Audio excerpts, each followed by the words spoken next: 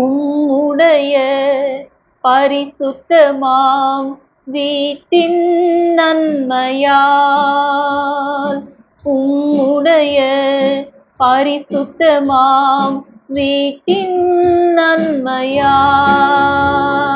திருப்தியாக்கியே தினம் நடத்தினீரே.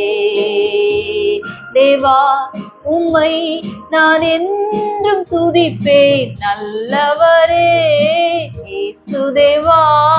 நன்மையினால் முடிசூட்டி கிருபைகளை பொழிந்திடுவீர், என்றென்றுமாய் நடத்திடுமே.